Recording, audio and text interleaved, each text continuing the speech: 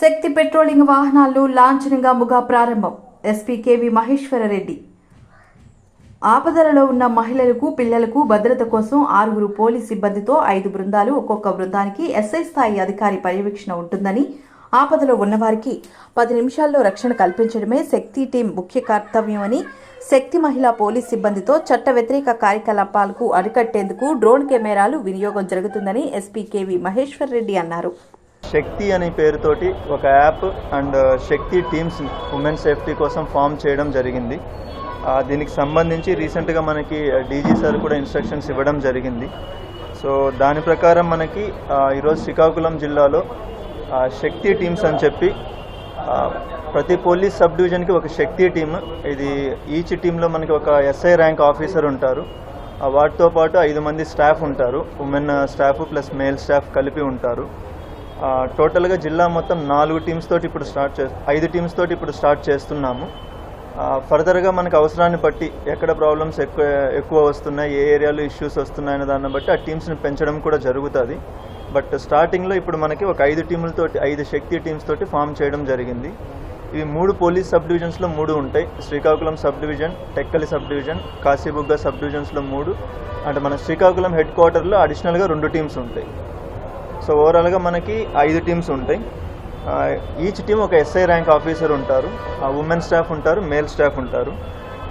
వీళ్ళ మెయిన్ ఏంటంటే మనకి శక్తి యాప్ ద్వారా ఏ కంప్లైంట్ అయితే వస్తుందో ఆ కంప్లైంట్కి సంబంధించి విత్ ఇన్ 10 మినిట్స్ లోపల ఆ ప్లేస్కి వెళ్ళడం జరుగుతుంది. అంటే ఎవరైనా ఉమెన్ లేదా చిల్డ్రన్ కానీ ఆడపిల్లలు ఎవరైనా సరే వాళ్ళకి సంబంధించి ఏదైనా ఇష్యూ ఉంది అన్నప్పుడు మనకి యాప్ ద్వారా తెలియపరిస్తే, యాప్ ద్వారా కంప్లైంట్ రైజ్ చేసినప్పుడు, ఆ ఎమర్జెన్సీ కాల్ వచ్చినప్పుడు 10 నిమిషాల లోపల అక్కడికి రీచ్ అవ్వడం జరగడం అన్నది టార్గెట్గా పెట్టుకున్నాం అందరం.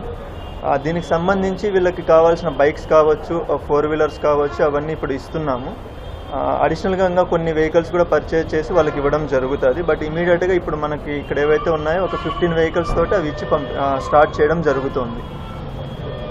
ఈ శక్తి టీమ్స్ మెయిన్ టార్గెట్ ఏంటంటే పబ్లిక్ ప్లేసెస్లో ఎక్కడైతే అది బస్ స్టాండ్స్ కావచ్చు, మార్కెట్స్ కావచ్చు, కాలేజెస్ దగ్గర కావచ్చు, లేదా ట్రావెలింగ్లో కావచ్చు, ఎక్కడైనా ఆడవాళ్ళకి అంటే ఉమెన్ కావచ్చు, చిల్డ్రన్ కావచ్చు, ఈ సెక్షువల్ హరాస్మెంట్ ఇష్యూస్, ఈవి టీజింగ్ కావచ్చు, ఇలాంటివి ఏవైతే ఉన్నాయో వాటిపైన ఫోకస్ చేసి దానిపైన స్ట్రిక్ట్గా యాక్షన్ తీసుకోవడం అన్నది మన టార్గెట్. అది ఈ టీమ్స్ యొక్క మెయిన్ ఉద్దేశం.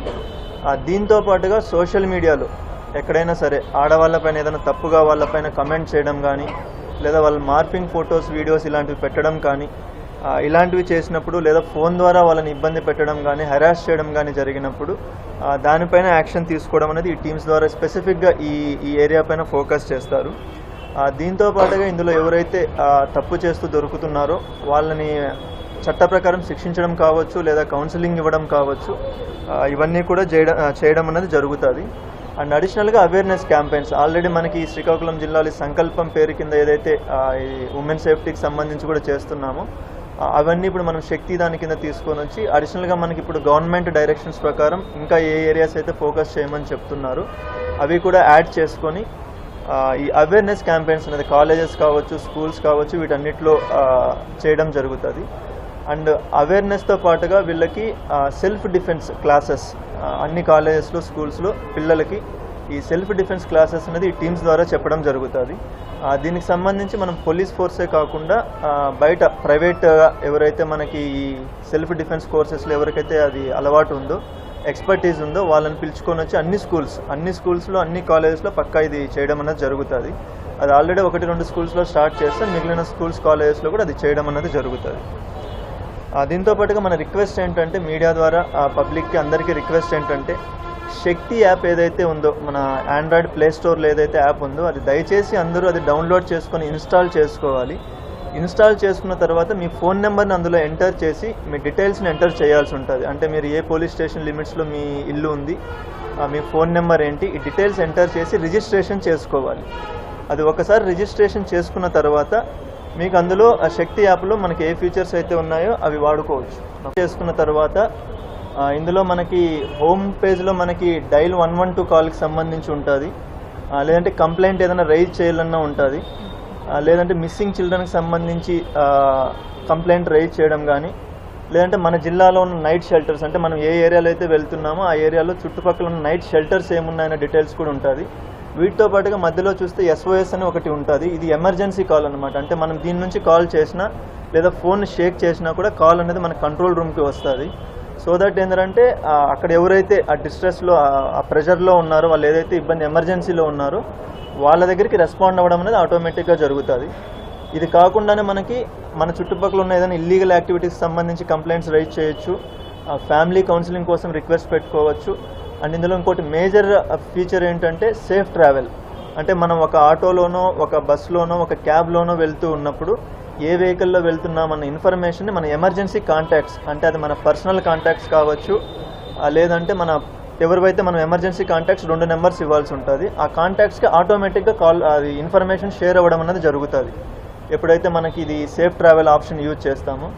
ఇది కాకుండా మనకి డిస్ట్రిక్ట్లో ఉన్న పోలీస్ కాంటాక్ట్స్ ఏమేమి ఉన్నాయంటే అన్ని పోలీస్ స్టేషన్ నెంబర్స్, వాటి లొకేషన్స్, అన్ని ఆఫీసర్స్ యొక్క నెంబర్స్ అవన్నీ అందులో ఇవ్వడం జరుగుతుంది. అండ్ మనం ఉన్న లొకేషన్కి దగ్గరలో పోలీస్ స్టేషన్ ఎంత దూరంలో ఉంది, ఎక్కడ ఉందన్న ఇన్ఫర్మేషన్ కూడా ఇందులో ఉంటుంది. ఇది కాకుండా మనకి రీసెంట్గా గవర్నమెంట్ ఏదైతే వాట్సాప్ గవర్నెన్స్ అని తీసుకొని వచ్చిందో దాన్ని కూడా శక్తి యాప్ తోటి ఇంటిగ్రేట్ చేయడం జరిగింది. ఆ ఫీచర్స్ కూడా ఇక్కడ నుంచి మనం యాక్సెస్ చేసుకోవచ్చు.